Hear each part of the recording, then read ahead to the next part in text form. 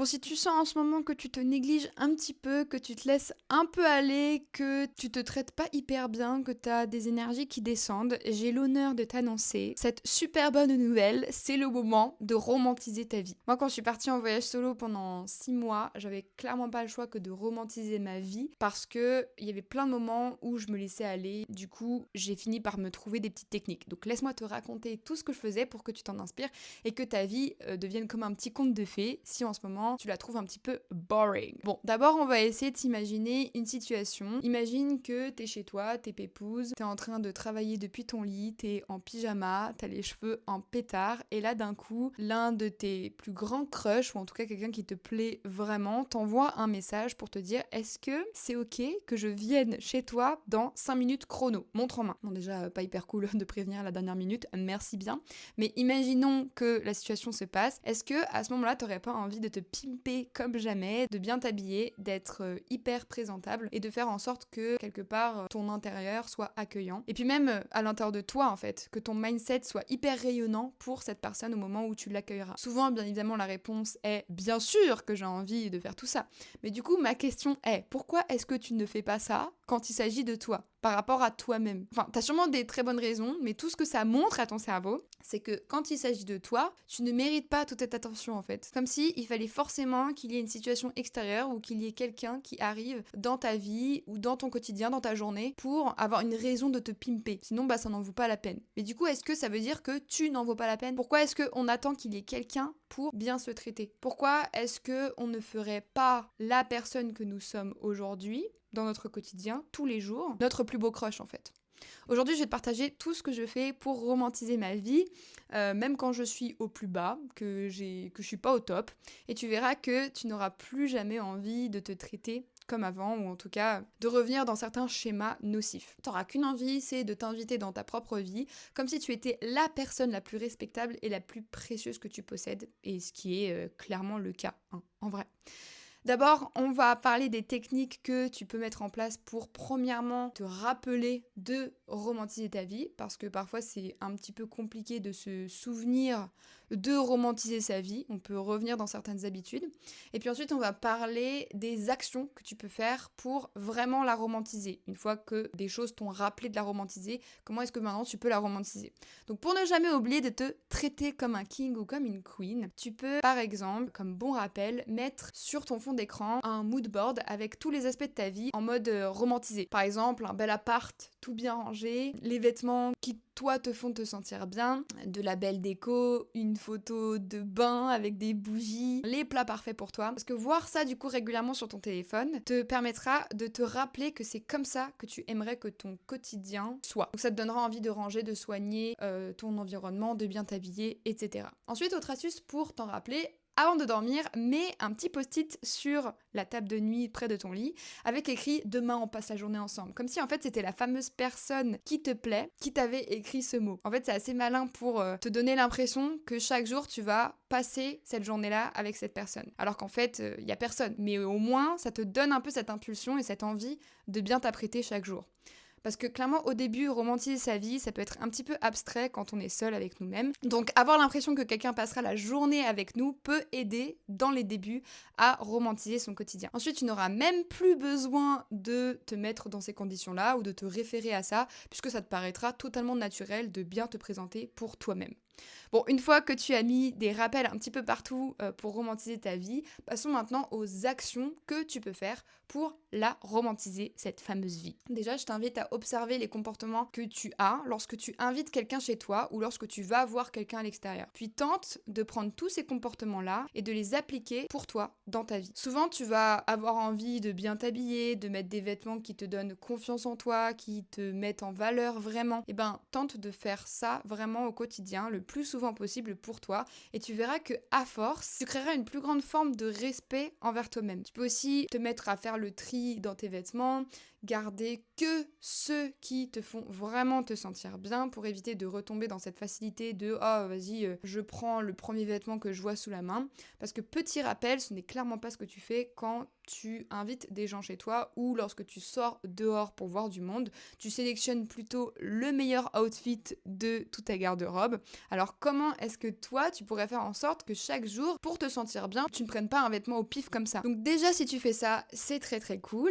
Ensuite, quand tu invites quelqu'un chez toi, t'as souvent envie, normalement, de l'accueillir dans un environnement propre, soigné, rangé. Eh bien, essaye de le faire aussi pour toi-même en fait. Prends l'habitude vraiment de faire ton lit le matin, de ranger ton appart ou de ranger ton bureau tous les soirs, de laver ta vaisselle immédiatement après l'avoir utilisée, de bien ranger tes vêtements, les plier dans ton placard, de faire le ménage régulièrement, bref, d'avoir vraiment un environnement très clean pour du coup, te mettre en condition d'accueillir la moindre personne à tout moment.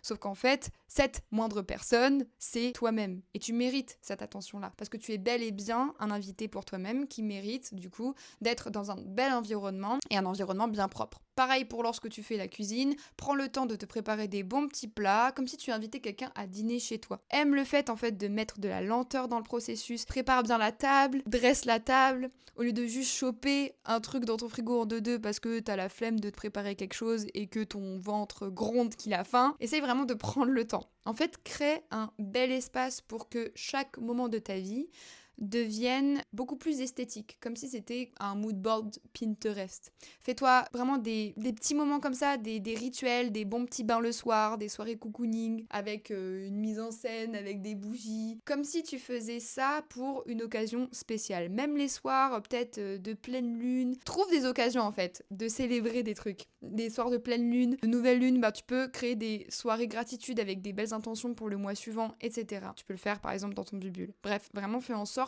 que chaque chose que tu voyais comme banale avant dans ton quotidien se transforme plutôt en occasion spéciale à célébrer. Ensuite, quand tu invites des gens et que tu vois du monde, souvent tu leur consacres toute ton attention. Tu n'es pas là à regarder ton téléphone à tout va, n'est-ce pas? En tout cas, j'espère pour la personne en face de toi parce que sinon c'est pas très très cool. Eh bien, quand il s'agit de toi, essaye de faire la même chose pour toi-même. Coupe ton téléphone le matin, prends du temps pour toi, accorde-toi ce temps précieux comme si tu étais une personne, la personne la plus importante à tes yeux. Parce que les personnes importantes pour toi, tu ne te permettrais pas de regarder ton téléphone toutes les 2 secondes. Alors fais ça pour toi-même. Quand tu fais ça et que tu es avec quelqu'un, et que tu coupes ton téléphone, ça te permet d'être vraiment à l'écoute de cette personne. Alors quand tu es avec toi-même, dis-toi que c'est la même chose, ça te permet de t'apporter de l'écoute et de faire comme un petit check régulier de ce qui se passe à l'intérieur de toi. Bref, imagine-toi comme si tu étais en date avec toi-même, ça marche bien. Parce que quand tu passes du temps avec une personne, souvent tu vas avoir envie de lui poser des questions, d'avoir de belles discussions.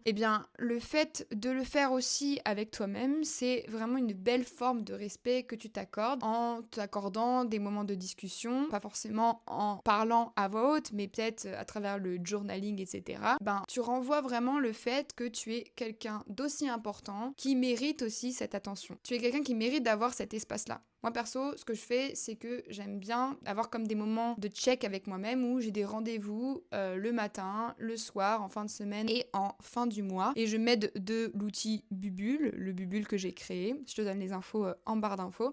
Et ça me permet vraiment d'avoir des checks réguliers où, par exemple, le matin, je vais noter mes habitudes, les habitudes qui me font du bien, lire certaines affirmations positives avec moi-même, ou chaque soir, je vais peut-être noter les 3 choses que j'ai aimées de ma journée, une fierté, mon mood. Chaque semaine, je vais noter mes bilans, mes progrès à faire. Chaque fin de mois, je vais noter mes plus beaux souvenirs, mes succès, mes victoires, mes bilans, mes intentions pour le mois suivant. Tout ça, ça m'aide vraiment pour ne pas oublier de m'accorder justement ce temps-là dont j'ai besoin. Et finalement, ça me donne cette sensation d'être importante à mes yeux et de vraiment me considérer comme je considère ceux que j'aime et ceux avec qui je passe du temps. Ensuite, astuce pour romantiser ta vie, parle-toi comme si tu parlais à ce fameux invité. Normalement, lorsque tu parles à la personne que tu as invitée ou que tu vois à l'extérieur, normalement t'es courtois, tu ne l'insultes pas, tu ne le traites pas de tous les noms, tu le respectes, tu ne lui donnes pas des reproches, tu l'accuses pas d'avoir mal fait les choses, tu n'es pas violent envers cette personne, on est d'accord.